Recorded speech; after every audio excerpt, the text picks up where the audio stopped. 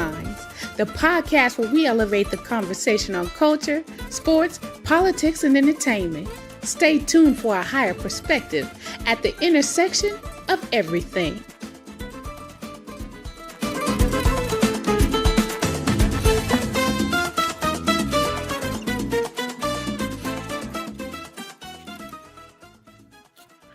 What's happening? Dude, I'm so fucking tired and sore right now. I just got done. I just joined my daughter's, pre-pro team and all them, whatever they're doing with all these fucking dancers. Yeah. Who are goddamn masters of their trade. Spent fucking an hour and a half in their class. It was invite your friends and family day. And so it was fun. No. Dude, it was so fun. And I just fucked my knee up too. So yeah, I'm feeling good though, to be honest with you. But it was so tiring. And these girls are so fucking good, dude. It's like I was watching they do this like warm-up thing, and I'm like, I was like trying to keep up, not trying to keep up really, but like not trying to be embarrassing, right? And I'm watching my daughter and her friend to try to not to do like I can't hear, right? So they're telling you what to do, and I'm just watching them so I do the right moves. And it's astounding how good some of these girls are. And I'm like, fuck, man. It was fun though. I've never done that, so it was an experience to share something like that with, at the end of their season. It was cool. And your knee held up? Your knee's feeling good? Yeah, man. Honestly, like I did KT tape. I've been doing this like high THC dose cream on my knee. Yeah. It's fucking phenomenal. Between that and ice, and now I'm stretching. I'm doing PT exercises. I'm KT taping. Like, and then I'm putting this cream on, and it's really like it's astounding. Like the audacity of people to make this shit illegal, because I would use it patches. Really has helped. They have these patches. Yeah. I forget what company what makes it, but they're these these patches that you put on the spot. So my back, lower back for work and stuff, and I'd ice it, come home, ice it, I heat, ice, whatever, all that fun stuff, and then I would throw one of those patches on.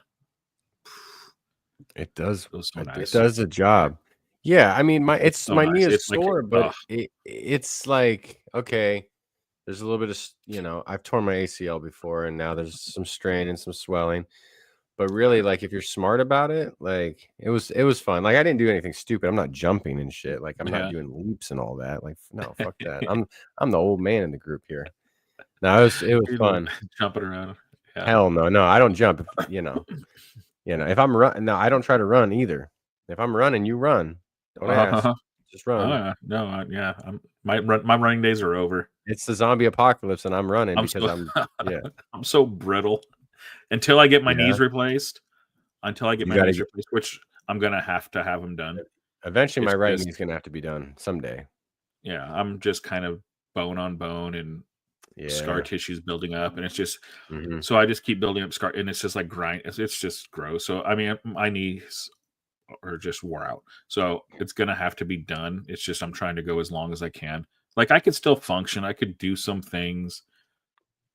But I just don't. I don't know. I hear so many things. I hear people say don't get it done in your 40s because by the time you're in your 60s, it's going to be wearing out. The new wearing out again. But I don't know.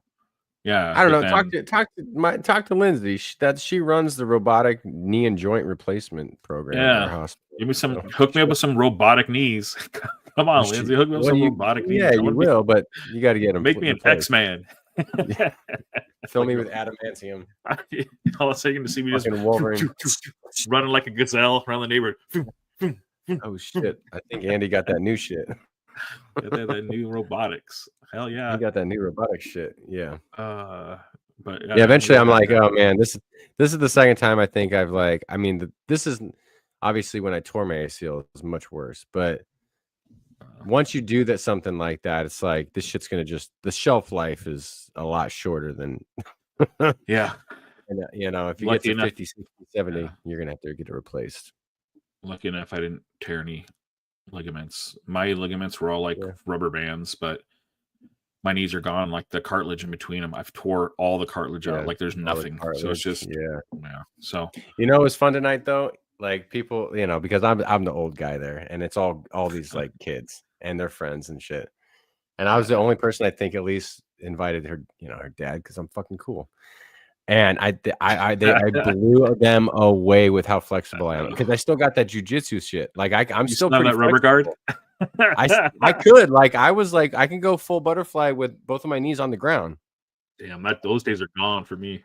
Oh no! So I was like, they're like, holy shit! And I was like, yeah. I mean, I mean, you generally would tap me, but you know, I was pretty flexible. Those days are gone. I wouldn't do jujitsu again though. No way. Having your knee like that, fuck that. I mean, I don't. If my body was like it was back then, I would still be doing it, but my body's just gone, and it's just wear and tear work. It's from just my job doing it, from what I did for 25 years. Like it just wear and tear. So it's just those things need to be replaced. Yeah, you gotta spend the next 20 years of your life just like, it's not that you gotta be like at home in a bubble, but you just gotta make sure you're like, it's like you trade the strength and all that for like, I just want to feel good. I want to sleep good. I want to feel good in the morning. You know, I just say you just prove. I got nothing to prove. I don't got shit to prove to no one. No one. Fuck you all. I don't got shit to prove. See, that's what I look like going, dang, you know, snowboarding shit, that looks fun. But for me, I'm like, no, that's not a good idea for me anymore. I cannot sustain that fall anymore. It'll put me up for weeks. And you're going to fall. So I'm like, no, I'm more of I'll sit back in the lodge, have me some hot toddies, you know, I'll go outside. Yeah, if there's a tube, you know, some tube slopes, I'll go down on a tube all day, sit my ass in a tube. Hell yeah. Yeah. I'll do that shit. But skis, snowboarding, I'm just like, I can't. It's too my body's too fragile for that. Like hockey. Going back and playing. There's no way. No, I can't. There's no way. I'd fall one time. I'd get hit with one puck. I'd be like, fuck this, I'm out of here. And it's not to say it can't be done at those ages, but those people that do that, it's something they've done and continue to do it through years. Yeah. I've had such a break now of not with my body. My body's just, you know, surgery. It's just, I'm like in heal mode right now. I'm trying to get back to, and I'm getting there. I'm getting back to where I need to be, which is finally feeling good. But it's just taking so much longer. So I'm like, oh, dude, I want to get to the back. I want to get back to where I could like play basketball. Like I can go outside, you know, walk. I'll play to 11. Yeah, let's play. Let's play some horse. I'm only at cat right now. We'll play cat. We'll start with cat or dog. CAT, baby. We'll work up to horse. That's a long word, but no. Like I want to get to, you know, back to that where I can go outside. Do me a favor though. You know, do me a favor. Please don't get into pickleball. I have not gotten into pickleball. That's one sport I have not played. I have not played one round of pickleball. It sounds so annoying to me. I don't know why. No offense to any of our pickleball players out there. I hear it's a great game. We have a. It just seems like the next step in your life where you're just an old man trying to live the dream. Pickleball is crazy out here. So big. A lot of homes have pickleball courts at them. Really? Marcus, Marcus, yeah. So Marcus, he works for the city of Las Vegas, the Parks and Rec, and he does pickleball tournaments and stuff. And he'll like run like the pickleball tournament, like have to give out the, you know, stuff, whatever. But for these old people, like it's like older people, like he's like, oh, these people are like old, like in their 60s, 70s, older people. I'm like, dang. And then we have one of those chicken and pickle restaurants, like pickleball things here. I think like Travis Kelce and Patrick Mahomes invested in it. And it's a restaurant bar, but then there's like 20 pickleball courts, all in like indoors with all air conditioning and stuff. Yeah. Yeah, it's this brand new huge restaurant. Big That's thing. Funny. It's pet friendly, I think. It's crazy. It's crazy. I've never played. Do what you want to do, but like I'd rather get into like bocce ball or something, some old Italian game, you know. Bocce ball's fun. Yeah. I would love to have a bocce ball court if I could, with the oyster shells and the whole thing, like the way the Italians used to play. Bocce ball's fun. Actually, friends of ours had a bocce ball court at the house. Yeah. There's some cool ones. I've played at a few. So there's a restaurant in Chico that has one or had one. I don't know if they do anymore. Yeah, I'm not. I haven't been a pickleball person. Man, I just haven't played. I don't know. It's a big thing. I'm just fucking with people. I don't care. I don't really care what people do. You know what's coming back, which is weird, is miniature golf. Dude, there are some good ones back in the Bay Area. I see miniature golf is fun when it's a really cool course. And back in when growing up in San Jose and shit, you had some cool shit like that. But like up in Chico, it's like the miniature golf course up here is like it's fine. I never go. I think I went there like once or twice because we just did. Yeah. But there's like out here they've built like they just opened up a new it's funny because it's an adult and it's called Swingers, an adult miniature, but it's a miniature golf course. Naked like, miniature golf. But it's just like it just means like kids. That's their adult means 20 is 21 and older. So it's 21 and older. You can drink while you putt. Yeah. So it's like 3 or 4 stories. So it's different stories. Fun. I would do that. And you have a waitress or waiter that like, they bring you your drinks to your holes and stuff. So as you can order, so I think at the hole you can like order drinks and they'll bring it to you and food. But it's like cool. It just opened up recently, probably within the last 3 or 4 months. I mean, if I was going to be out there for a week, it'd be fun to go. Like I don't, I haven't gone. My trip out there is going to be condensed. We got to. Yeah, to be quick. But yeah, it was like fuck. And then there's we have a Top Golf, and then they built an Atomic Golf, which is basically like exact same thing as a Top Golf. Did you ever get into golf? Are you good at golf? I played golf for a while there. I was like serious in it. Like I'd play almost every weekend. Like every weekend, I would travel everywhere. We'd go all over the place, all over Northern California. Dark Horse, a lot of Sacramento courses, Turkey Run. Like we would play everywhere. That's funny. And then Tiger Woods opened up that Pop Golf out here, so it's like it's not quite a par 3, but it's not just putting. It's like chipping and stuff. That's kind of what they're doing out here where I'm living at DeGarmo Park. They're building one of those. Is that out there? Yeah, they're like it's like a pop, cool. So I don't know. It's a Tiger Woods Pop Golf or something. I don't know.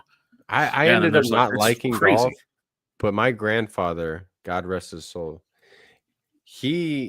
when he was good at golf, because he played AA baseball, but then he got into golf after, and he would shoot in the 70s and 80s, like so pretty good. Like that's that's really good. I mean, that's good. Like really fucking good. Like 78 would be a great day for him in his prime. Most days he would probably be in the mid 80s, which is not professional, but it's like your handicap is pretty low. It's really good. It's really fucking. And so when I was in high school and then college years, I would play with him a lot. So I would get into where I'd shoot in like the 90s, right? So it's like I'm not. I never broke into the 80s. I never broke in the 80s. never broke in the 80s. I never did. No. The 80s for me would have been like shooting under par, but I never did. It was like I was low hundreds. I was mid 90s at the best. I'd hit 90s but it wasn't. That was right. Rare. Which is actually pretty good. Like if you think 72 would be a par, if you shoot bogey, you're shooting a 90. That's really fucking good because you're just shooting a bogey every time. If you shoot a bogey every round, like you're a pretty fucking good golfer. Yeah. No, that's what I'm saying. The scores like really fucking good. Yeah, that's why I'm like I never broke into the 80s. I never once. Like I think my best score broke I ever the had 80s. was my best score. I think I was 92, 94, something like that. It was I got excited because I was sniffing the 80s. It was in Bailey Creek in Almanor. And I ended up finishing like a 91. And that was the best round I've ever had. Never been like closest I got to that after that was like a 97, 96. Yeah. Was the closest I've ever come to that. I was usually floating like 90, like high 90s. Yeah. Low hundreds. Like right. Like you and I could play together and like we'd be comparable. Yeah. I think I did shoot 45 on a 9-hole once. And so it would have came to 90 if I did it, but I only shot, I could have crashed out and shot a 97, It's easy to take a smaller sample size and say, well, stretched out, I would have shot a 74, Yeah. It's just not how that game works. But it's not how, because it's a really patient game. It'll test your mental as much as anything. Yeah. And that's what happened to me when I I was sniffing the 80s. Like I couldn't believe. I'm like, oh The my gosh, pressure's on, bitch. we were playing with other people. Yeah, we were playing with another group. So like when you play with other people, like they play by the rules and then nice courses, like they take it, it's serious. Like you have to wear certain clothes to play there and stuff. You know, you're not showing up in basketball shorts and a t-shirt and playing around. Like you're not allowed in. So it says like it was a nice place, and so it was like that whole round was just like, oh, I was like, I had to be focused. Like this is probably the most focused. I didn't drink. We had like, you know, we drank before, but like we're not going to drink because that place was expensive to play at also. So we didn't want to, you know, I'm paying a lot of money to play here. I don't want to be all drunk and hammered and like, you know, so we actually took it serious, and that was the best round I ever played. But yeah, it was the pressure at the end. It all it took is one. It just takes one hole to like. It takes one. You'll be doing good, and all of a sudden you'll shoot a 7 on a 4, and you're like, that's a triple bogey. That's a quadruple sometimes. Yeah, and I ended up birdieing the last hole, but the hole before that, I shot an 8. 8 shit. Every night it's the consistency of golf because all of a sudden you're fine, and then you just hit one that just goes like this.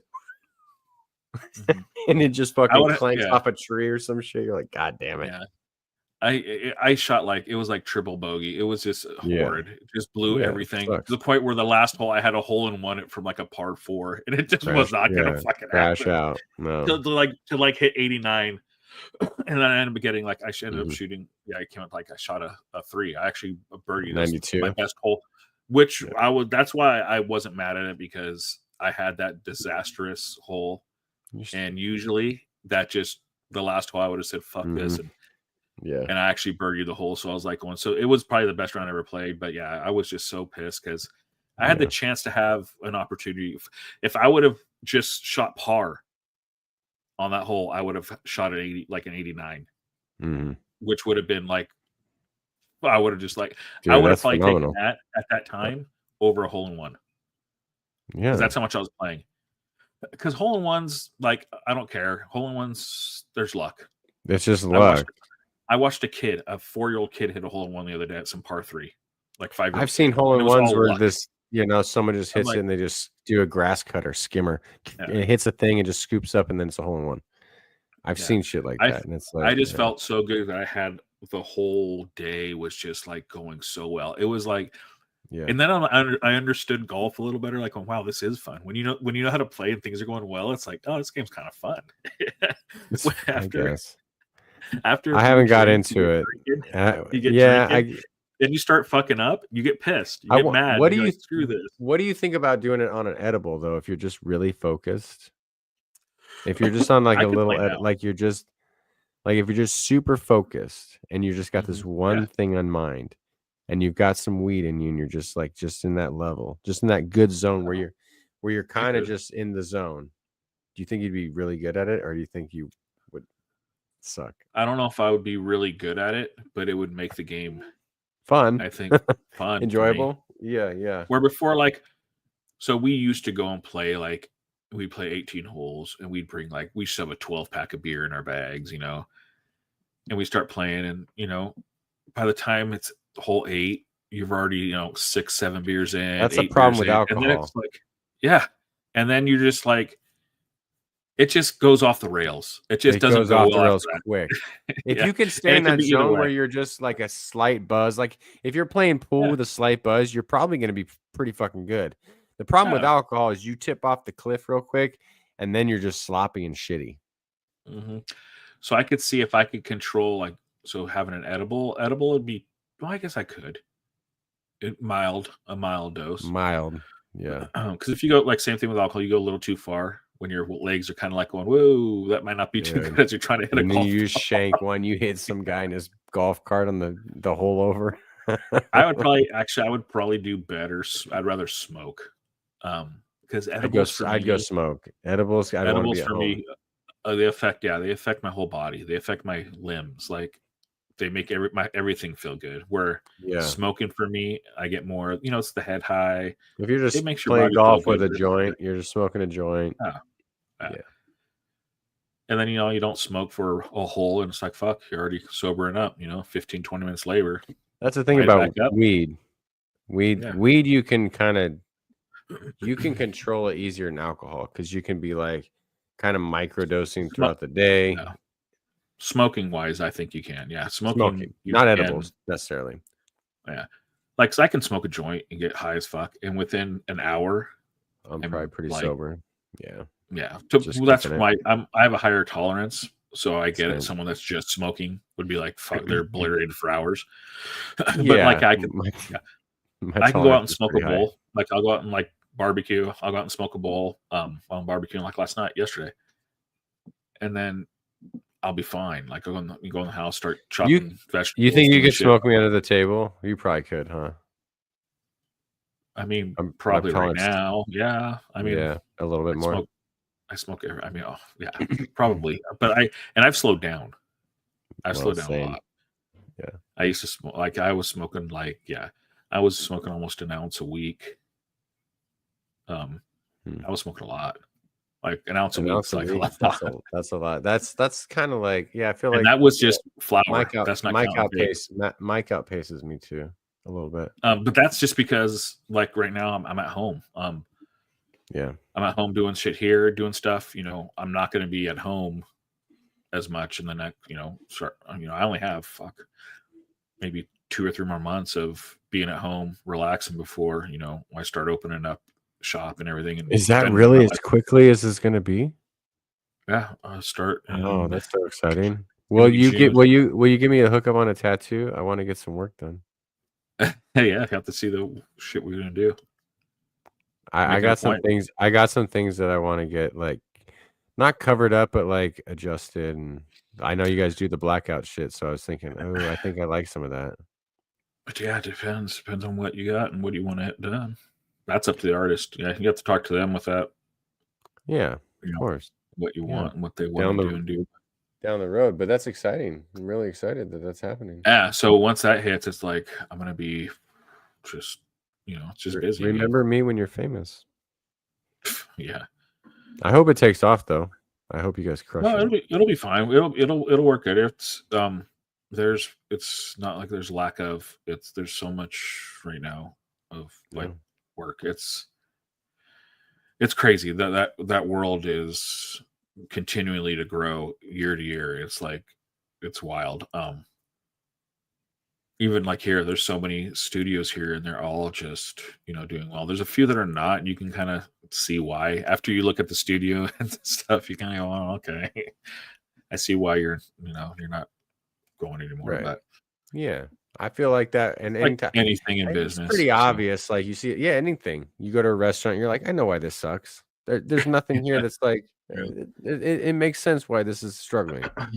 And there's reasons. There's like with any industry, there's reasons why these places like you have, and a lot of them are people that are starting a tattoo business after only tattooing for like 4 years, opening up their own shop. And that's hard. That's hard to do. Running a business is different than doing the trade that you're good at.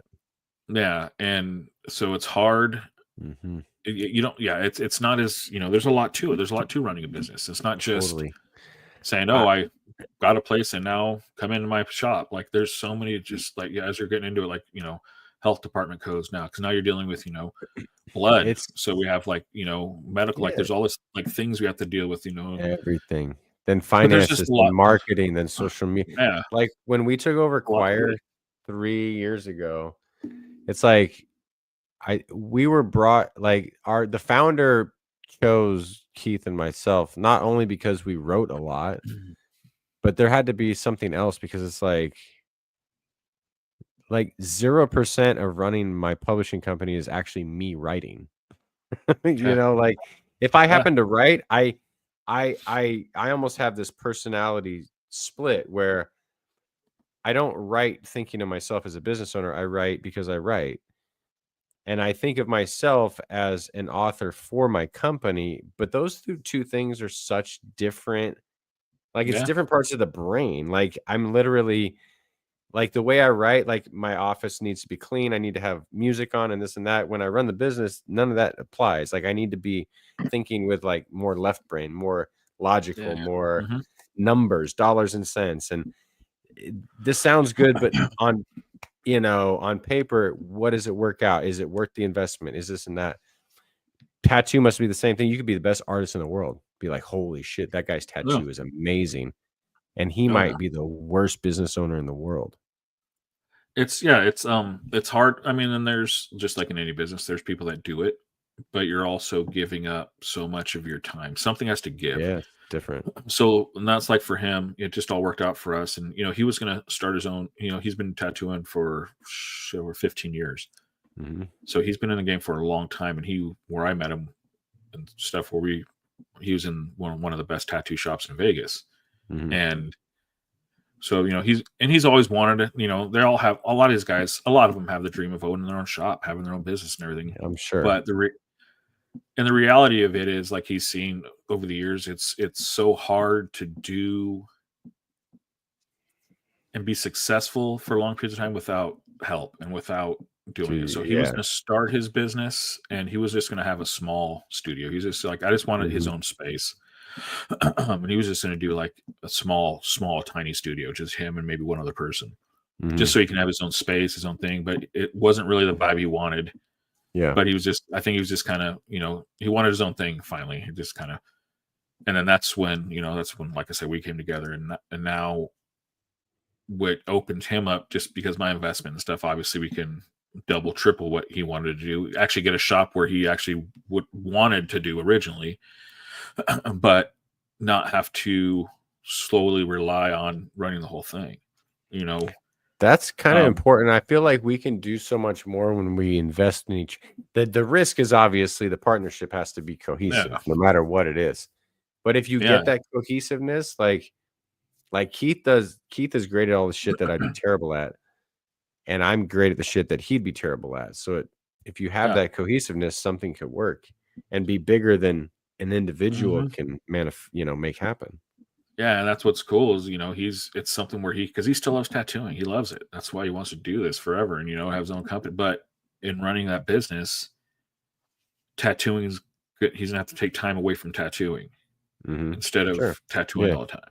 Totally. So, his own business, someone walks in the door as you're tattooing, you have to stop because you're the only one there to fucking go get to see who's at the front, talk to them, phone rings, like that, like any of that stuff, like just, stuff that's little thing. It just, you have to start paying attention to the business. Your internet's down. Now you're in the middle of the day. Like there's just so many of these things about running there's so many things. Everything.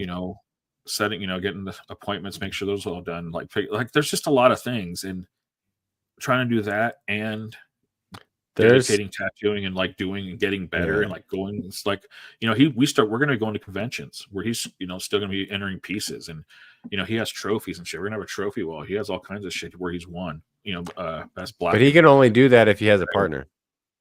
Yeah, and that's what I'm saying. So that frees up, a lot of social media stuff. That frees up a lot of, just all that other stuff, business, boring stuff. Not hard. It's just boring. It's just monotonous.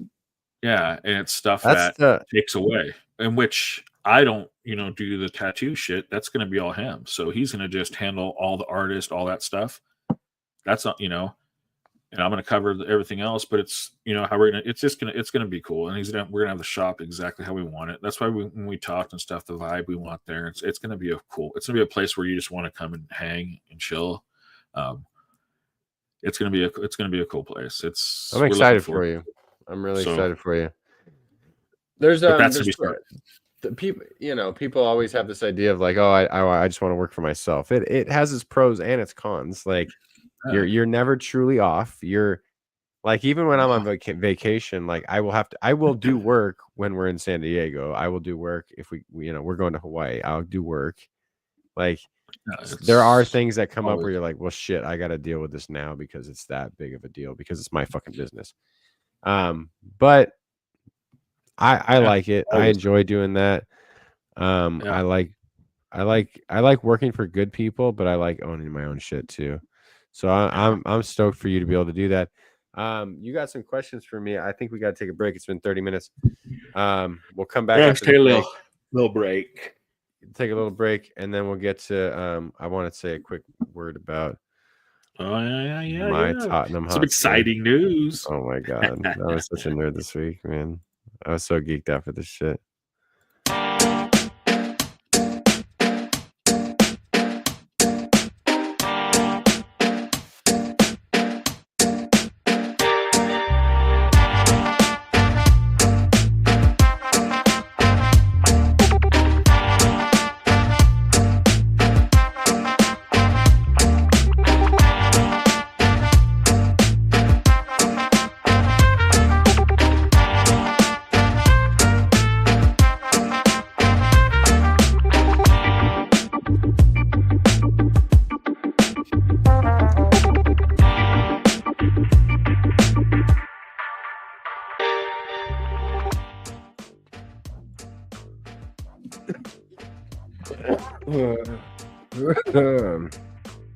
Yeah, glory, Tottenham Hotspur. That was exciting. The glorious game. It was a shit game, honestly, but there was like I didn't get to watch. I mean, it's funny because like Spurs, we played one way this year, which is just balls to the wall, and then we'd lose like 4-2. And then Ange Postecoglou, the coach, manager, switched it up in the Europa, and like we just sat back and like said to Manchester United, like, you're not creative enough, so we're just gonna sit there. And it was kind of like they would just keep crossing the ball and we'd head it out. It was just that play that Mickey Van de Ven made though off the line though, that was like iconic, dude. Was that the one that guy flipping upside down or whatever? Flying out of nowhere off the line. Just I was like, my heart was in my chest, dude. I was like, he landed on his butthole. Like, oh yeah, he broke his butthole. You know you ever landed on your butthole? It hurts. It sucks. He was way up in there, and he's just straight on his. And he's 6'4". He's like my size. He's a lean, tall dude, and so he's super athletic in that body. So it's just wild to watch a man like that. Well, so you sent me that picture. So I'm looking at the picture. I'm like going, "What's going on here?" And it's just a picture of him like upside down. Like, okay, that's crazy. Yeah. But then when you see the actual clip of it, then you're like going, "Holy shit!" Like, I didn't know what happened. I'm like, I just saw him upside down, like going, what exactly happened? I'm trying to figure out, like, what the hell happened here? Yeah. So I didn't, and then I finally saw the actual clip. The clip, up and the clip is crazy. Then I was like, for those watching, let's see if I could bring this up for those watching, because it's, I mean, I tried to show. You ever show Sarah stuff, and she's not as excited as you are? That's how I felt. Yeah, most things. That's how I feel when I showed Lindsay this, and she was like, "Oh, cool! I'm glad you guys won." Most things related. Every now and then, she'll like a hockey. It has to it has to be hockey. It's usually like, oh, that's cool. I think it's this one, right? So it's kind of hard to see because it's one of these shorts on YouTube, so it's tall, but this is just unbelievable. Just off the fucking line. And what's crazy is he's the fastest player in Premier League. Oh, is he? Yeah, he clocked it the fastest this year. And he's like 6'4", like 205 pounds, 200 pounds. What's his 40? I don't know. They don't do that. It's Oh, they don't have 40s. They don't do yards. Yeah, yards. What's his meters? What's his they don't, what's they his do 40 meter like, dash? Which is 40 kilometers per hour. What's his kilometers per hour? Let's see. Comparative. So compare him to like athletes here, like in sports. Like, what's it comparative to? Like his speed.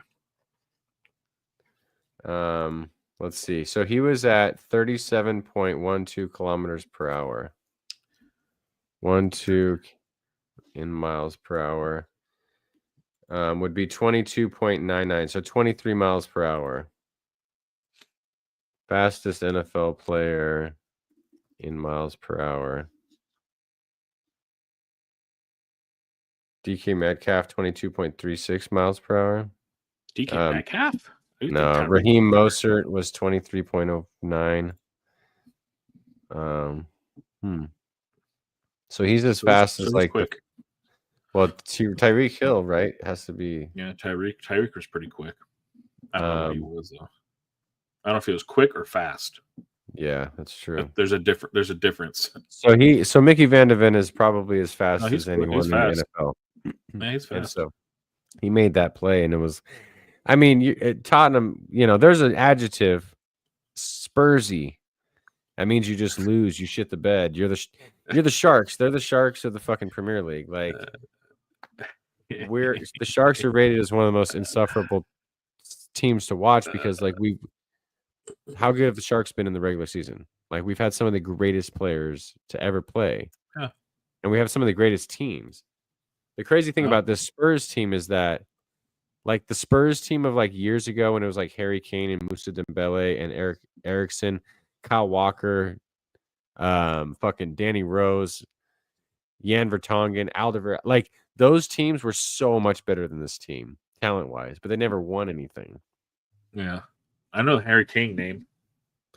Yeah, I mean, he's the greatest Spurs player in the history of Tottenham, and he never won a single trophy. And then he went to Bayern and won a trophy this year. But then Spurs followed up with Europa, and it's like, yeah, they both won a different trophy in the same year. So what's next now? So that was was that a tournament within the season? Yeah, it's one of those. How that works? It's the cup. Yeah, one of the Europe Cup. So that'll qualify him for Champions League next year. It'll also give him like a couple $100 million. So it was an interesting choice. Like, since January, Spurs have been probably the worst team in Premier League. Because Ange said, he's like, well, it's basically like Spurs could have decided to not win the Europa Cup, but also maybe finish like 9th in the Premier League. And then it would just be another Spurs season where we don't do anything. And he was like, well, fuck it. We're going to mortgage the Premier League and play our backups. Like, so 17-year-old kids were playing in 18, like the Premier League. It was like this. It was obvious. Like, he was just like, I don't fucking care about it. And he admitted to that. He's like, I don't care about this anymore.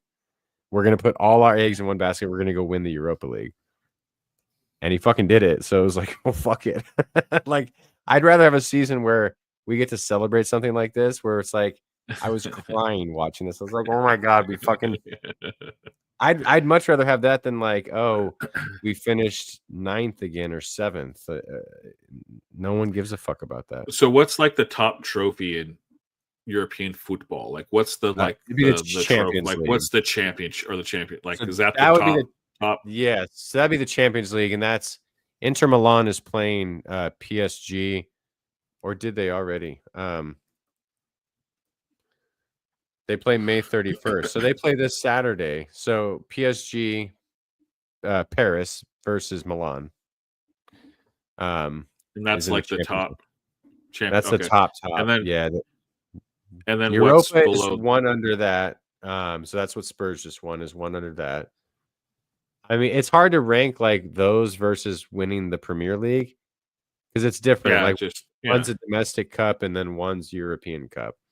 And then there's like domestic tournaments like the FA Cup or the Carabao Cup. Those are like the small. Those are like what the NBA is trying to do with that. Yeah. So the FA Cup would be similar to something like that, except what's cool about the FA Cup is that all the leagues in England, or all the teams, get to play.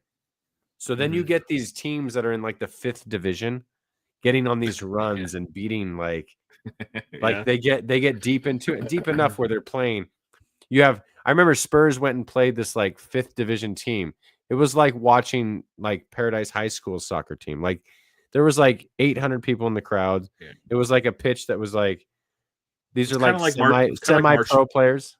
March Madness a little bit, like kinda. Where you get these like every, you'll get like a couple schools that are like, like who the hell are these guys? Like, but then every now and then you get this huge upset where this fucking 3rd division team knocks off like Manchester City or something in the 3rd round or 4th round or whatever. And it's kind of like, I think same thing with March. You hope those teams that are like, some college out of like fucking, you know what it is. Yeah, Appalachian Like, State.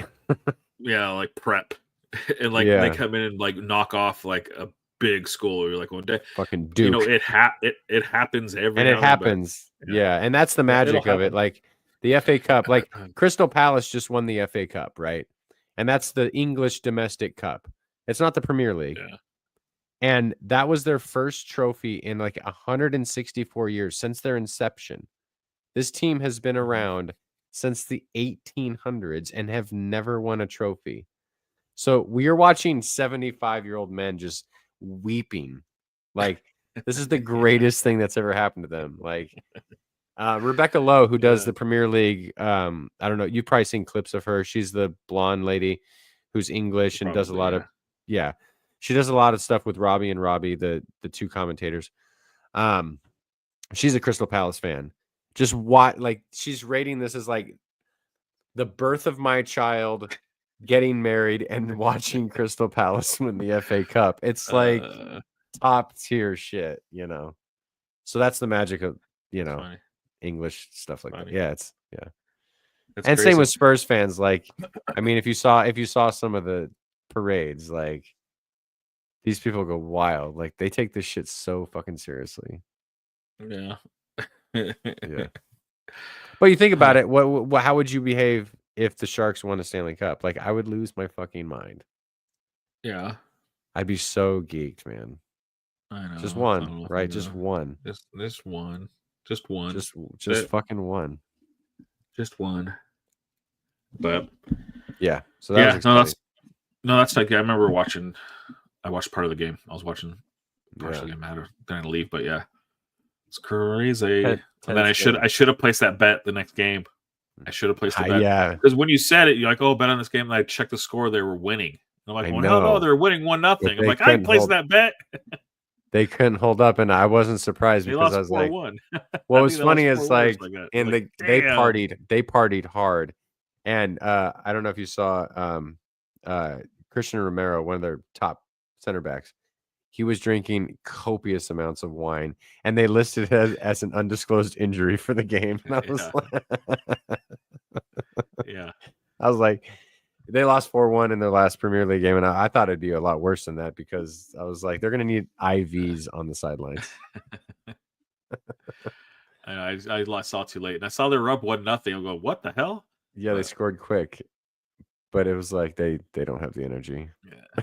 See, I'm like every year or so, like this last year, I wanted to go through, and so like March Madness comes, so the beginning of the tournament.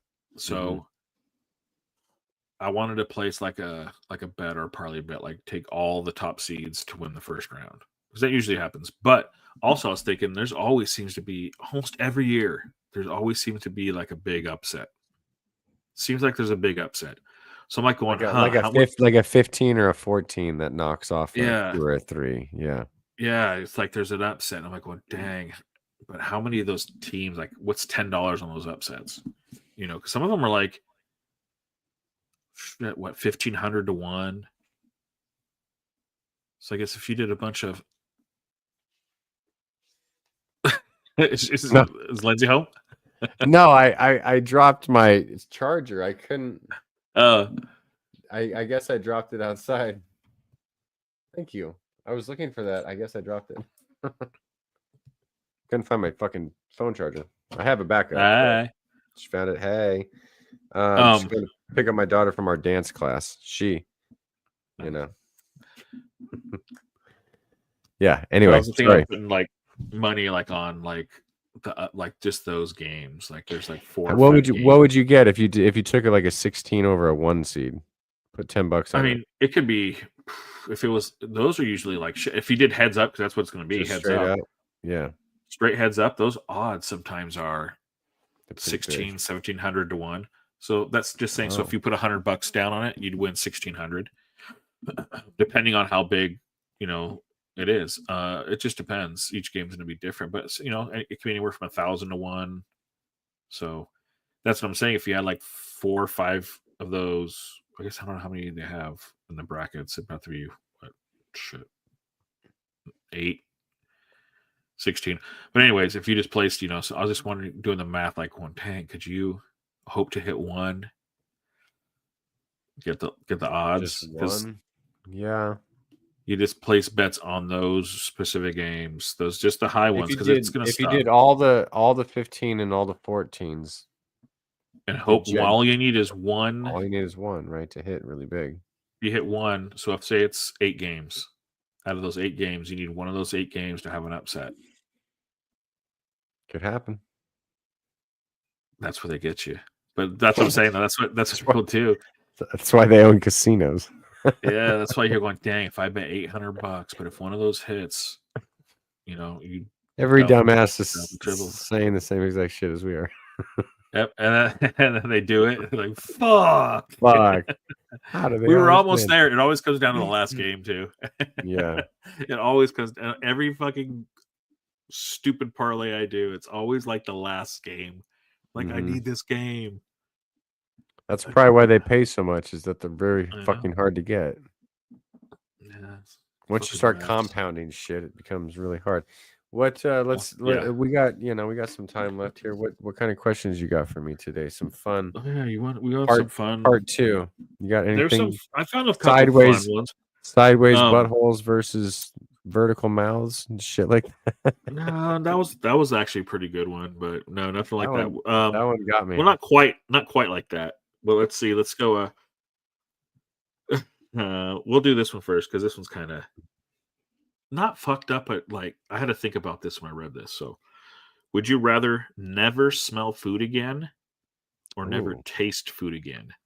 God damn. Well, shit. I mean, most of our taste comes from our smell. Yeah. Without our smell, all we do is salt, sour, bitter, sweet, and umami. And without salt, do we even get the umami? Fuck. Or never taste anything again. Just like everything you eat is just nothing. But you still smell it when it's cooking? But you could smell, like, if they're cooking a nice, like, that might be torture though. That might be worse. And that might be worse. You never get to taste. Yeah. And it tastes nothing. It's like it's like you're eating just nothing. No sweet, no nothing. So at least if you can't smell but you can taste, at least you get some of the taste in terms of salt and things, but you don't get you don't get as much taste because you can't smell it. I would go can't smell, because I think smelling it and then being not able to taste it would be absolutely fucking torture. Do you think you can control your mind to think that's what you're eating as you're smelling it? Smelling it as you're eating, at least in your mind, closing your eyes, it's like, oh, this is what I'm eating, because you could smell it. You would just eat everything just right in front of your bowl, just like, but then knowing if you could taste it, you're only going to taste certain. It's not going to probably taste. You're not going to taste the flavors of the ingredients. But you're going to get flavors. You're going to get some kind of flavors. So do you start making your food to those flavors? Are you gonna have to eat everything like that because that's all you can taste? Like, is there recipes for those flavors? Fucked up. Because I was just the most exciting thing about going on trips is now for me is trying the new the local flavors. I want to be, that's the thing I'm most excited about is food like that. So I don't know, man. Because this thing is, when you go into a nice restaurant and you walk in and you can just smell. I know, but then if you smell it and you taste it, is it always going to be a disappointment? But then if you go into that place, you're seeing all of this food, looks amazing. Does your mind trick your? And you can't. Is it taste right? Is it taste good? Or do you want to like taste something of it? Like, can you trick your mind that way, knowing like, okay, this is a. But if you can't smell it, you're not going to taste anything that great either. It's just going to be those saltiness or the sweetness. Both of it's torturous. Mm-hmm. Yeah, but I still think I want to be able to taste something like salt. Like there's something about like getting salt, like a fix of salt. Like a salt and vinegar chip. I like the flavor of the vinegar, but it's really the salt that I'm craving. Yeah. Does that make sense? It's hard because Well, this is what sucks because after COVID, I lost my smells and Did it I affect lost your certain taste? smells. Man, I've lost certain smells. Like I still to this day cannot smell like poop and farts. It sounds crazy. It sounds fucking ridiculous. It sounds like a superhero thing. But it's but that whatever it is that's associated with those smells. Like I can a dog can just lay diarrhea everywhere now. Nothing. Before I puke, it would be horrible. I could smell like someone can like fart like slow, silent but deadly in the room. Everyone could be dying, and I'd just be sitting there like nothing. Every now and then, I'll get like little tiny whiffs, like little tastes.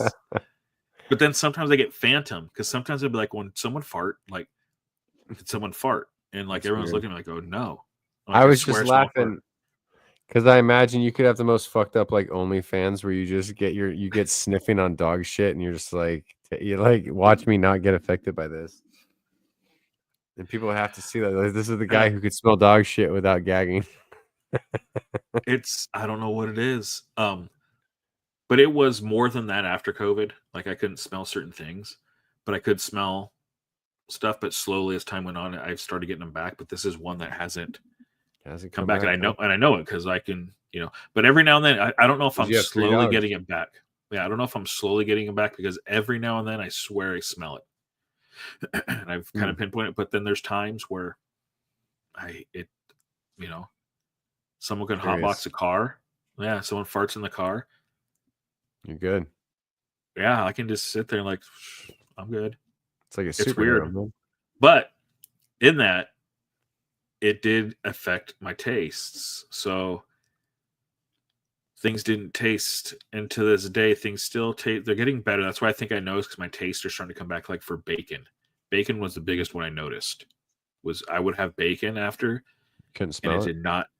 No, well, no, I could smell it and stuff, but it didn't taste like bacon should taste. That's what was weird because it didn't smell as right, but it was almost like kind of metallic-y a little bit. But it just didn't taste right. Like I don't know what it was. It was just weird. odd. It just but now slowly, now it's kind of finally come back where I can finally like bacon's good, hams, like the saltiness is weird. It was certain foods that just but still don't have those smells. So it's got to do something to your brain and how your brain associates those things. So like not having those smells, like how it affects your taste, it's frustrating because it sucks. Because you're smelling something that you know what it is and what it used to taste like, and then you're tasting it. It's not fucking what it used to taste like. That was the weirdest part. Was like, why fucking bacon? Well, it would be like if I love cilantro, but if you have that gene, all of a sudden that gene there where it makes it taste like soap. Drew has it, and he doesn't like cilantro. I bet. No, he hates it. That's why he always doesn't understand. Like we would like, why do you guys keep doing like when we were younger, cilantro and onions and stuff? So we do tacos and stuff. It's so he always say no. He's like, it tastes like soap, mom. And like what? We didn't know anything about it. He's like, it tastes gross. It tastes like soap when he's little. And I don't think we knew that. Wow. We looked it up. I'm like, going, holy shit. Yeah, he doesn't like it. I'm like, whoa. That's it's wild. Weird. Yeah, it's really weird. That's how I feel about like colorblind too. Like colorblindness. You don't think about it being colorblind. Mike's colorblind. Our friend Lacey's colorblind. Yeah. So when we go out here at the parking structures, they have a lot of these red and green lights over the parking stalls. So when you're going through a parking structure, you can see if there's any open or closed down instead of driving and looking for one. Yeah. So we forget, and every time we go down, we're like, well, where the hell are you going? It's right there. And like we forget that she's fucking colorblind. Yeah, like, I forget. Doing? Yeah, I'll show Mike a picture I'll take a picture of the farm and like look at how good this looks. He's like, yeah, it looks cool. Yeah. Fuck. Forgot. Shit. Yeah, we'll do shit like all the time. My bad. Why'd you pass up? There was 2 green spots down there. What are you blind? I can't because all the lights are all one color. Everything's just one color. Like, shit, I forgot. Like, damn. Then I feel like an ass. I'm like, oh shit. My bad. But I'm like, oh god damn it! Like you drove by us. I've done that. But yeah. So, but yeah, I think I would. I think I'd want smell. Yeah. I think I could trick myself into. I think I could trick myself into what I'm chewing and tasting of what if I can. Well, smell good. it. We could do opposite, and we can compare notes Okay. after a little while. Yeah. All right, and then we'll go with okay. I got another one for you. It's kind of funny, but so would you rather show your porn history search to your best friend or your partner, like your wife or whoever? Like so, like all right, you have to That's a see good my one. fucking porn history list to your friend or your partner. It's a friend of my choosing. It's not just a random friend. It's not gonna be like I get to pick the friend. All right. Yeah, and then like or tell Lindsay your your porn internet search history. See, I feel like okay, so I could show Mike, I could show you, and I feel like it'd be like, all right, whatever, right? Like, I feel like with the part, like, I feel like Lindsay would be like, all right, I get it. It's it's gonna. I think everyone's gonna get a little weird, right? Like, there's always gonna be something where it's like, doesn't mean you're like into it. It just means like, well, Yeah. it's like watching a car crash. Sometimes you're like, well, I got to check this out. And you're like, oh, that's not for me. I mean, I've heard stuff on podcasts and then Googled it, like looked. And so yeah, like, oh shit. Yeah, what is this? Fuck. Now I've come across some crazy shit, like stuff I'm not stuff I'm not like proud of. Like, oh shit, how the fuck I get here? So I mean, and I just feel like squirrely. I feel like squirrely. Both conversations would be fine in the end, but I feel like there'd have to be more conversation with your partner, and I just don't feel like I have the energy at this point in my life to. You live with that person, No. like I don't live with my friends. Yeah. So like, it'd be like fucked up enough. Like, yeah, we're not here to like compare like how fucked up anyone is. Yeah, I go friend. Yeah. No, that's where I was leaning more towards. I'm like, going, there's nothing like, friend. I feel like your best friends, like it's a different kind of part. Like it's like, I don't know, like you have your partner that you tell everything that's important. And then you have your friends that sometimes you tell other things that like wouldn't be important in like I don't know, like yeah. No, I get it. I get it. It's like No, I'd much rather have my friends know different details. Then it's like there's like I fucked up, dude. Whatever. I had to Google it, man. Did you finish? That's a different conversation for a different time. But that was funny, I'd probably go like, that almost seems like a conversation with your friends, like. Yeah, I was leaning. I was leaning as I was reading this today. When I was doing, I'm like sitting there thinking about it, and like going, "Damn, I'm thinking about this one way too long." But yeah, in the end, I think it came down to that. James Paratrooper says, "Trust no one." That's a good idea too. Well, that's why, no. Hey, yeah, no one's forcing you to do this shit. I would rather not share anything in that realm. Okay, this next one. Okay, this one is this one I had to think about for a while. So, would you rather lose an arm or a leg? Oh yeah, that's tough. That's a good one. This one was tough. I was thinking about this. Like, do you get a bionic leg or arm if you, or you just nub like a pirate, or is it modern where you have like robotics? Well, I think that makes a difference. It would, because if I can have one of those, like if I can have one of those legs that you just pop on and then you got the metal thing, I might lose a leg at this point in my life. Because then it's like guitar typing. I go leg. Yeah. One leg for sure. 100%. Sorry. I just talked myself into it. I mean, I don't want to relearn how to write a book with one hand. Excuse me. Yeah, I was thinking about this and I kind of went the same way with you, but then I'm like going, but if I had like an arm. You got to go bidet, James. I've been wanting to get a bidet. I've been thinking about that. The bidets are pretty good. The Europeans probably got it right. I might have to go bidet soon. But that's a good point. Yeah, I go guitar. I play guitar and piano and I can't. I'd go leg. I was like, if I lost my limb, I'm like, okay, my arm, I could actually like photography and stuff. The technology of getting a nice arm that's always steady, so it's like attached If you to had a my robot camera, arm, like yeah, you're just be like all like get attachments, just be it's all that'd be and cool. like just perfectly steady, like. But I would have to. I couldn't. I don't know if I could. I'd still want my dominant arm. I think I'd Oh want to yeah. make it my so I could have like almost two dom. I guess more. This one's gonna be if I was because I'm my legs. But then my legs. Then I think my knees and then have a leg. It's hard. This one was hard. That's why I'm like going back and forth with it. I'm I think not there's so playing many cool things hockey you can do. anymore. No, I mean, and that's what I was thinking. you could do some funny jokes with like not a leg, like you could do some funny shit with your nub. An arm though could just be I'd so go cool. there. You can do a lot of cool shit with your arm.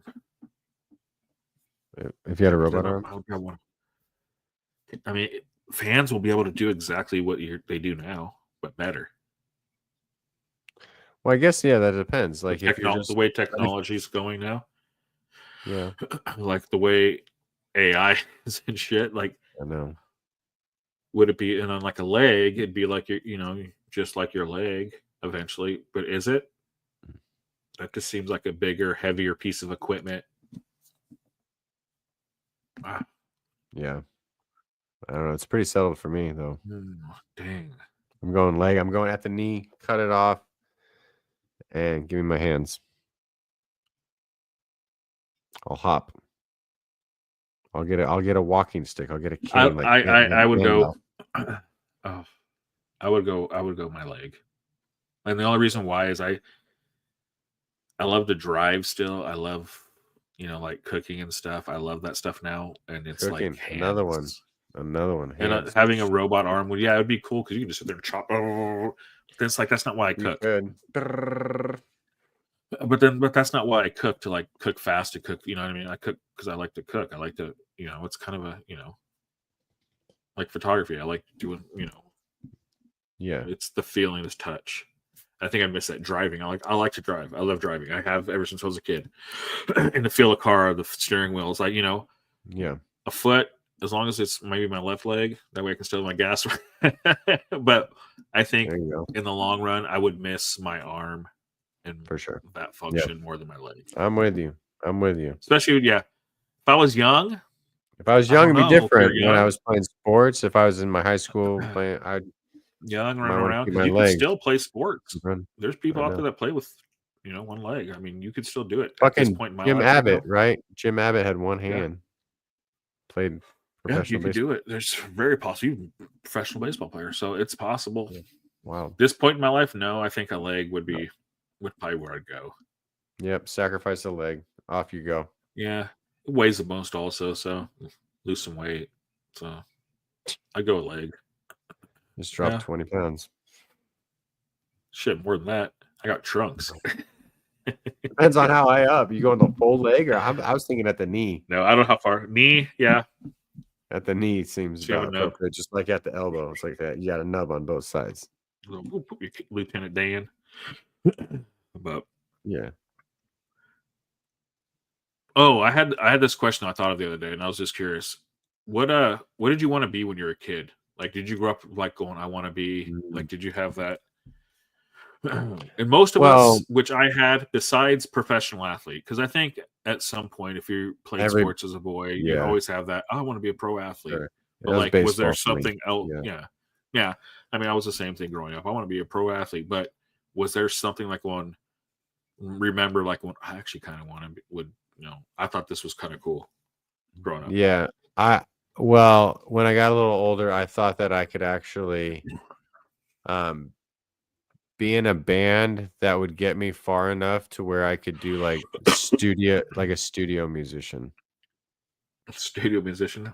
Like how old were you when you thinking about this? Late high school to early college. Things like what about even before that? Like a kid, did you remember anything as a kid? Before that, as a kid, no, it really was professional baseball player. I mean, my grandfather played double A.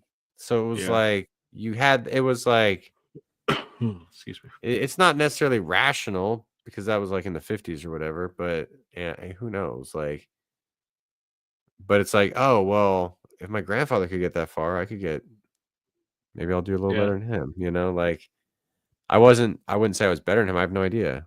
But it was like that. After that, I can't think of anything that was. Later, I thought being a chef would be cool, but it's just I like cooking. I would not want to be a chef. Yeah. Well, now you know that. I wouldn't want to be a chef. Hell no. No, but I love cooking. But yeah. Oh, being a chef's fucking nuts. Yeah, like an actual chef in a restaurant. Fuck that. That's stressful. No, 0% chance I'd ever do that. I would lose my shit. Yeah. What about you? As a kid, did you have something other than pro athlete? I wanted to be like a pilot. I wanted to be like my plan was like, like I wanted to be like heights, I was though? like probably were 9 you years old. Were you scared of heights back then? No, I'm fucking frightened of heights. There's no fucking way I would ever be a pilot. I hate flying. Yeah, no, I know. To be but that's what I'm saying. Fighter jet pilot, and I was like serious about it. Like I wanted to be like a pilot. Like that was like when I was. So you weren't scared of heights back then, though. I never really knew what heights were. I never went up high. We didn't fly. You know, when I was young, I don't remember the first time I ever flew. Like, you know, it wasn't. I don't know. I just don't remember ever like my parents. Because my parents are fucking. We didn't do shit. Like, growing up, I never went on a vacation. We never we didn't vacate nothing. We didn't do anything. Like, vacation was going back down to LA every summer to stay with my grandparents. That's vacation.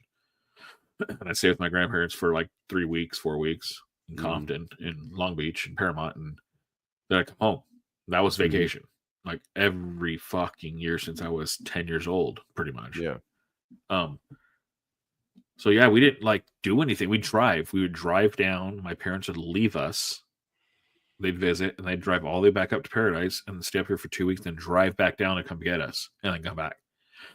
Yeah, we didn't fly anywhere. So it's like, so when I was in, 10, 11, 12 years old, I was like, I want to be a pilot. That's what I did. I was like crazy. Like, was Top Gun your favorite movie?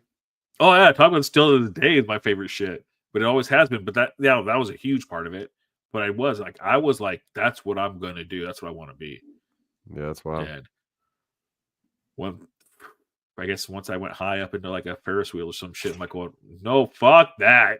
I'm out. I remember you and I were scared shitless when we went up that thing at Vegas. No, that's when I figured out I don't like heights. There's like, what is that Ferris wheel in Vegas? That one, the Link, that one, and then and then the thing at Disney. We went up on. The one we went on, but then there's this bigger one. Yeah, there's the Link. Bigger one in Vegas. There's one at Disneyland where it's a huge Ferris wheel. Have you seen that, the Mickey one? But the cages, some of them. Yeah. No, I've seen that. I did that one time. Did you? Oh hell! I was so fucking terrified, bro. Like that was the scariest shit of my life. Do you just feel like you're falling off? Like you're falling off of that? Every fucking second of it. Does it just feel like you're falling out? Like it's you get disoriented. Like you don't know how high, you don't know where you are, and you can't, because you're going like this. You're back and forth, and then so you're never able to actually like have a reference point because it's continually moving. And it's awful. It's awful. Yeah, I don't like heights. Like I've done the strat out here, too high can't go. Like, and I've done things. I'll do them because I know. I was in St. Louis. I went up on the arch. Went up to the very top of the arch. St. Louis. Oh, that's cool. Yeah, I guess that's your thing. The elevator's crazy. It goes up like sideways. It goes oh yeah, like it goes up like this all the way up. Yeah. And it's way the hell up there. It's and it's up top. It's only maybe 30 feet wide, and there's this kind of like a center walkway, and then you can lay down on the edge and look, and and you're just like, it's like that. It's like that Grand Canyon thing you showed me where you walk out on that bridge. I couldn't do that either. Ain't no way. So I did that, and like Natalia did it. She didn't even know she was little. She had no idea where we were going. Where are we going? We get up there like, she did all right though. She doesn't mind heights. Yeah. But yeah, so I did because I'm like, when am I ever gonna come back and do this? I'm like, I just better do this. I have to do this, and I did. And I got up there. I regretted it for a second. But then once I got down, I'm like, I'm glad I did it. But yeah, it was the only thing that saved me in that, because this is what almost got me, was the pod going up. Mhm. You're in this little pod, this little tiny pod. You're like this, and you're going way up, and it's kind of slow. The only thing that didn't make me freak out in that was there was a window, and you could see like the stairwell all the way up. So like if something were to happen, I could just kick this fucking door open, and we're walking on stairs back down. You can see the stairs. So I'm like, that's the only thing that kept me like sane enough to like, okay, we're okay, we're good. But yeah, it was wild. So yeah, and then I did the top of Paris up here. That was freaked me out. And I'm not heights. I hate them. I don't like it. I had a bit of a panic attack at the top of the Empire State Building. The buildings move at night. It sways, and I'm like, nope, I got to get the fuck out of here. I haven't done that one yet. I did One World. That's way the heck up there. I did that the old school ones. I did one of the Twin Towers in 8th grade. Oh, yeah, 110 stories or whatever it was. Yeah, we did the new one, and it was, oh my gosh, another one that's crazy. Crazy. The Empire State Building has a new thing where you get on top and then you sit on a beam. You know that old photo of like the guys working on the buildings? Jesus Christ, yes, of course. You sit on the beam and they raise you up in the air. My God. On top of the Empire State Building. Oh my God, no. Like, no. But they have that link out here. I get nauseous when I see those like videos of people going to the top of towers and changing the light bulb. Yeah. Oh, yeah. No, and they do like I can't even watch those videos on my phone. Makes me sick. Gets my stomach. Me too. Yeah, I feel that. Bathroom. I feel like I have a bathroom. Somebody give me the Pepsi. It gets that high. Like it scares me so much. I just want to empty my bowels. Like I gotta go to the bathroom. Oh my God! Holy shit! Like it sucks. You couldn't pay me. You couldn't pay me all the money in the world. You couldn't pay me all the money in the world. I couldn't skydive. I'd be shitting myself. Everything would be going. You go viral. Just be a string behind you. What is that? This shit. Like, they're spraying something from 30,000 feet. Just 5,000 feet. Poor guy that's behind me. But they have that. He'd be my guy, and he'd get it in his eyes, and then we'd be fucked. Yeah, they have those big. They're big. These pods. They're pretty big. You could fit, I think, like 15 to 20 people in them. Like they're big. I hate. But they have them all. They go around, so it's 30 minutes. That's how long it takes to go around, and it goes way up there. But it's 30 minutes slow. You can buy when they call it the happy hour pod, and it's all you can drink for 30 minutes. So you just go. You think drinking would be better if you're terrified, or it'd be worse? It could be distracting because there's a bar guy with a bar in there, so you can just sit, kind of go to the bar and like. Why not just drink down on the ground? Because the views are gonna be crazy. I just don't know if I could do it. I walked into the pods the other night and they're big, so I'm like, okay, they're really big. So I'm like, all right, they look smaller from far away, like all those things look, but they're pretty big. I don't know. I don't know, man. I don't know. You're not gonna talk to me going up there. I'm not going there. I panic when I'm at the hotel and do a staycation, and if we're up like on the 45th floor and I open the windows. No. I panic when I open the windows. Yeah, it like takes my breath away. Like when I open them, like floor 10. Yeah. I don't need to be way up. Floor 10, 12, maybe. No, I'm fine. When you're up top, like on floor 44, 45, and they have ceiling to like floor like windows. Mm-hmm. I don't like that because it looks like you could just like walk off out of the edge of the hotel room. Tip right out of there. It's like I need a like a rest. I need like a little window. My rational mind does not at that point. My rational mind is not winning the conversation between the part of me that's like you're just going to tip off the edge and fall to your death. And my rational mind knows it's wrong, but it's like, no, but that's what's going to happen. So don't even go near there. I don't want to be And then if it's a windy day, yeah, hell no. Hell no, man. It's crazy. Luckily here, there's nothing that tall. You're going to get me up there. I don't know the tallest building in Vegas. I don't know what the tallest, but You're not going to get me like up New there, York, and you're not going to 110 get stories. me. You're not going to get me in that submersible. Go and look at the Titanic. Never. Oh Never. hell no! You'll That's never another. get me Would you there. rather? Would you rather go to the bottom of the sea or outer space? Oh my god! So like the bot, like like space. Well, I mean, obviously And we can't go to the bottom of the sea, like the but deepest, but like the there's Titanic. places you can go. So, not even that Like, deep. Let's say you don't go that deep, so you know you're not going to die. Like a place where you're not going to die, but it's far. You know, like you're not going down 100 feet. You're going down, you know, whatever, 1,000, 2,000 feet. oh my Is god! it how far is the Titanic? I don't fucking I don't know. know. Titanic's probably 800. I don't know what it How is. deep is the Titanic? The Titanic is 12,500 feet. Okay, see, that's crazy. Fuck. That's Say you so have to far. go.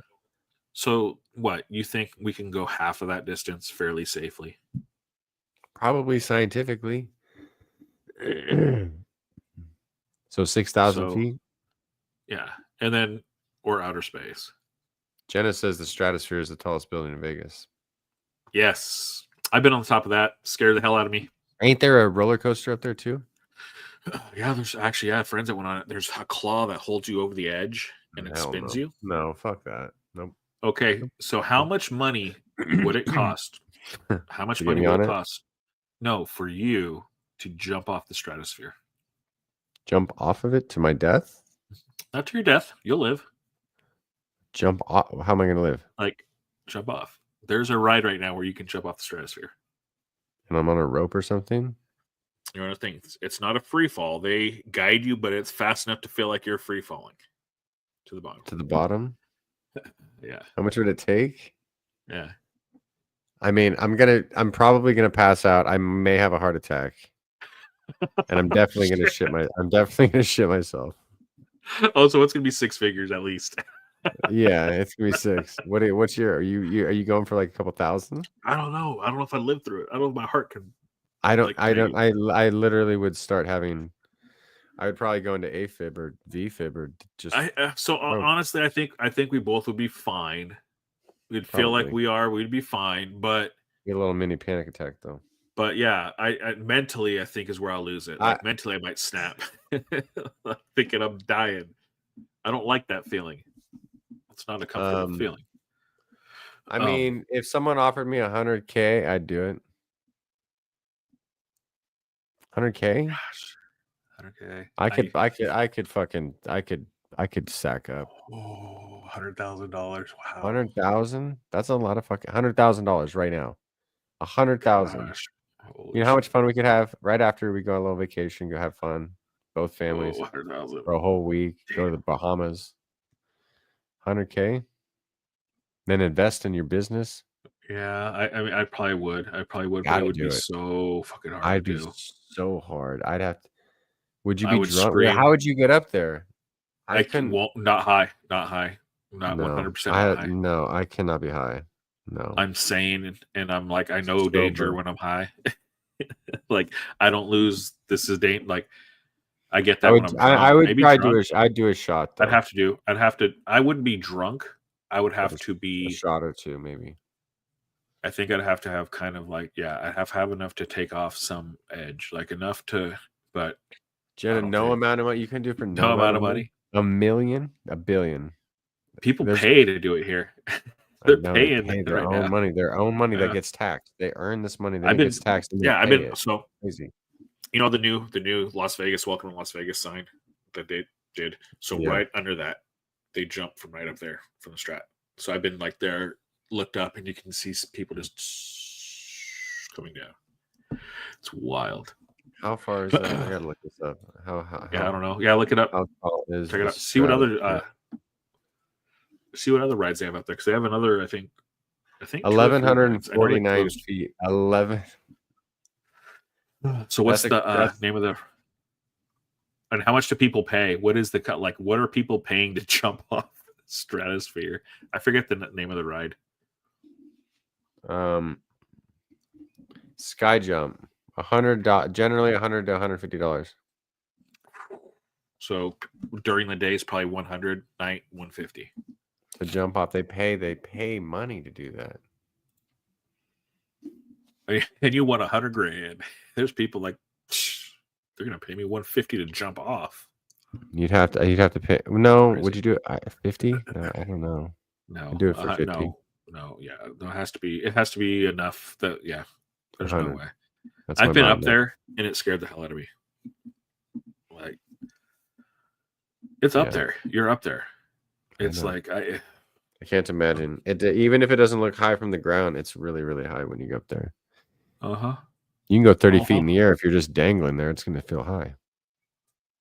And then to step to the edge of that and to say I have to jump off, it's making me feel weird right now thinking about it. It is. It's like making me. Oh, it's just making me. You ain't getting the money.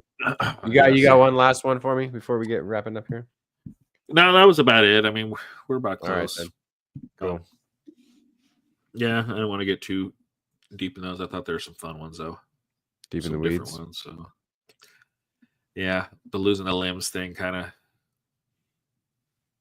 I think I'm good. So awesome. All right. I'll see you soon. Oh, I smell dinner. It's dinner time. What are you having? Smells like tacos, I think. Uh-oh. That sounds so good. I can smell that. I could do taco night. I could do tacos every night. Is that one food you could have every night, Mexican? Yeah. If you had to, could you go a whole year every single night on Mexican food? If you told me I have to eat one cuisine, it'd be Mexican every night. I never don't crave it. Yeah. Could be anything. If I think of Mexican food, I always think that sounds good. I can't say that about my other favorite food, even Thai. That doesn't always sound great. But if I think of Mexican food, it always sounds good. I think Mexican food is the number one easiest, I think. And then easy. It's not even close for me. Really. And then you have like but what? Because there's not like, I guess, American food. That's like what? Is there like? Because then you have Italian food. You have well, Asian food. You lump all Asian food, or you just have Chinese food. There's a certain Americanizing of a lot of the cuisines. See, that's the thing, though. We get really authentic Mexican food because we have so many Mexican people out here, and I feel like it is very close to what their abuelas would make, what their parents have taught them. You get a lot of the flavors, a lot of the stuff. It's very it is. Yeah. But see, like Italian, I can eat Italian every night. No, I wouldn't want to. Are there like even same thing with like Asian food, like any of it? Like nope. I love almost all of it, but if there are a couple of really good carne asada tacos in front of you, I'd be like, I'm gonna eat the shit out of it 100 out of 100 times. Yeah. Oh, this is funny. I know this real quick. This is hilarious. So this last weekend we were at we went to a first North Korean barbecue joint. It's authentic. Let me rephrase that. We went to our first Korean barbecue joint. Like, well, Sarah's been. I've been to like a Japanese stuff, but anyways. Yeah. So we get there and it's a cool place, but it has 3 different levels, and everyone at the table has to be a certain level. Like whoever orders, everyone has to get that level. So like there's level 1 that comes with so many meats and so many vegetables, and then level 2 comes with all those, and then higher end meats like filet mignon and stuff like that. Like, and then the third level comes with that and more seafood and and like they do shrimp. But anyways, so we got the second level and stuff, and we order all the beefs, and it's good. You sit at a table. There's like this metal dish in the middle. You know what it is. Kind of you cook on it. Yeah. So you cook your own meat. Yep. So we're cooking all the meats and sauces and stuff, and they have all kinds of meats. And then they got down to lingua. They had tongue. Oh yeah. So like, hell yeah, we're getting some beef tongue. You got some lingua. So we ordered. Yeah, because if our friends we were with, they love it too. So he does, and so we ordered can we get like a double order lingua?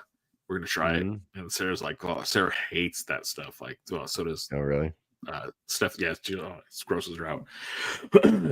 And the meat comes down this like robot cart down the middle of in between the seats, and you take your plates. It brings you your meats and stuff. Yeah. And you take it off, and a robot seats you. It's weird. There's a little robot that'll seat you to your seat and stuff. It's kind of like it's next door to the revolving sushi place. I think same owner, same kind of thing. Yeah. So we take all our meat. So we're eating. Then we go back. We order a bunch of more steaks, a bunch more chickens. The shrimp had like the heads still on it. Like you cook them with the heads. You take the heads off and stuff. Yeah. So at the very end, we're sitting there waiting, and like the guy comes back, we're stuffed, and we look at the guy like, "Oh, you forgot to bring the lingua." And he's like, "No, okay, we came out earlier. It was the big pile with the shredded, like rolled up beef." And Sarah pounded that meat. She had it like so much of it. Like she ate that whole platter of it. And she's like, and she's eating it as the guy's saying it. And she's all, what did you say?